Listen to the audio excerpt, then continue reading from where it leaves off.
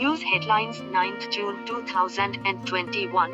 Security Council grants Antonio Guterres' second term as UN chief. Antonio Guterres has held the office since 2017 and faced no competition for the next term in the job. He is a 72-year-old former Prime Minister of Portugal. Around 10 other people also sought the position, but they were not formal candidates because none of the 193 UN member states endorsed them. Reports the NDTV. In the last 24 hours, 92,596 new corona cases and 2,219 deaths were recorded in India. The overall caseload rose to 2.9 crore, while active cases dropped to 12.31 lakh. TamilNadu was the highest contributor with 18,000 fresh corona cases. Kerala contributed 15,000 new cases and Maharashtra 11,000 new cases. Reports the Indian Express. Diesel nears 100 rupees per litre mark, at 99 rupees and 50 paise in Rajasthan. In Mumbai, petrol costs 101 rupees and 76 paise per litre.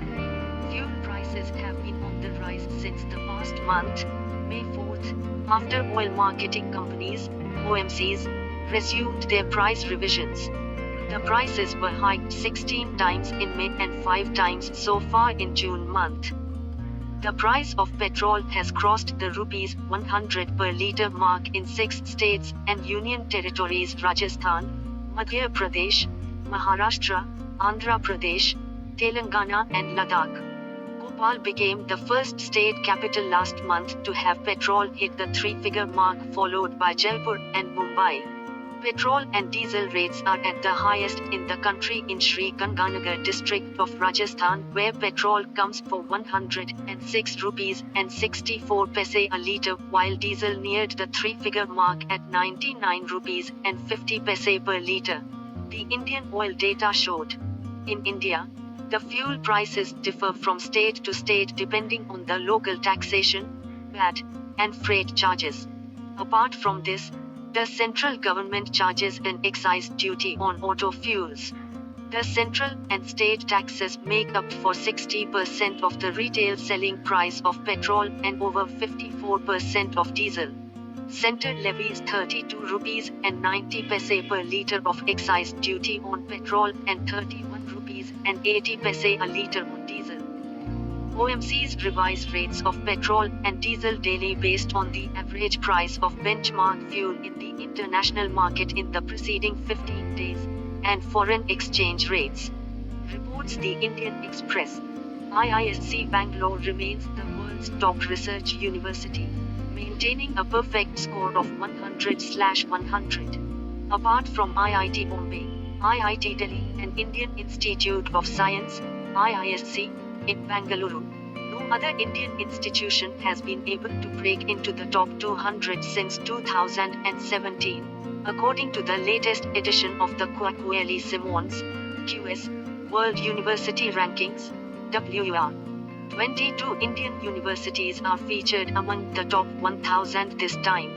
Aligarh Muslim University, Banaras Hindu University, BU, and Amrita Vishwa Vidyapeetham are no longer among the top 1000, having dropped from the 801 to 1000 band to 1001 to 1200.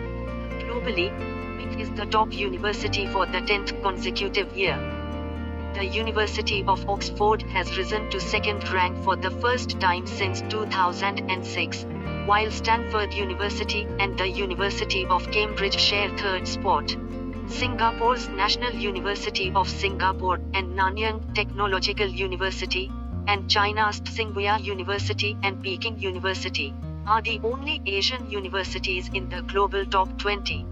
Reports the Indian Express.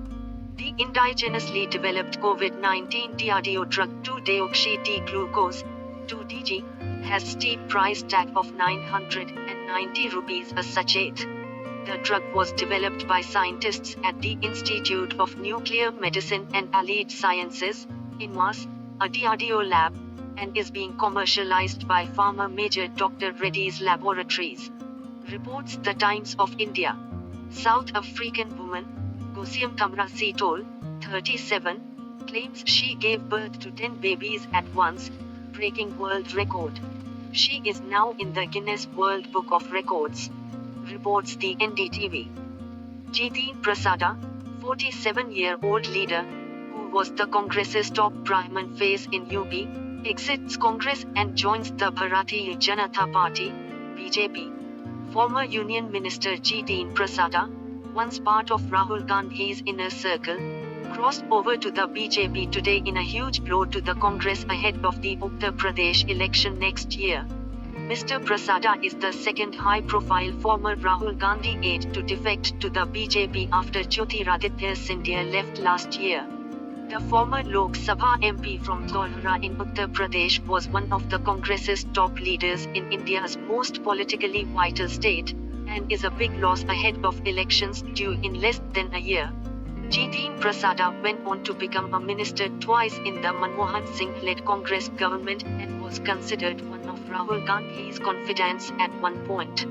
Jiteen Prasada reaches BJP headquarters after meeting Amit Shah, reports the NDTV and India Today.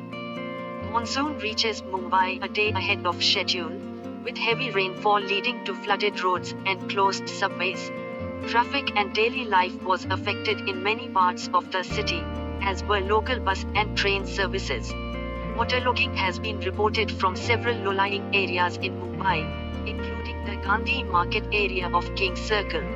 Dr. Jayanta Sarkar, the India Meteorological Department's Mumbai office chief, was quoted by news agency PTI that the rains are moving faster than expected, having reached Kerala on June 3rd. Reports the NDTV. Anup Chandra Pandey, a retired IAS officer of the 1984 batch, Uttar Pradesh cadre, has been appointed as the Election Commissioner of India. Before his retirement from the civil services in August 2019, Pandey had served as the Chief Secretary of UP under CM Yogi Adityanath. Pandey has been appointed to the position left vacant by former Chief Election Commissioner Sunil Arora's retirement on April 12. This restores the three-member commission to its full strength, which will now oversee the next set of crucial assembly elections in Uttar Pradesh, Punjab, Goa, Manipur, and Uttarakhand next year. Chief Election Commissioner Sushil Chandra and Election Commissioner Rajiv Kumar are the other two members on the panel. He has a BTech degree in mechanical engineering, an MBA degree, and a doctorate in ancient history. In the Election Commission, Pandey will have a little under 3 years in office and will retire in February 2024. Reports the Indian Express. Thank you. Please subscribe free to iIntelligence News to get updated important news regularly.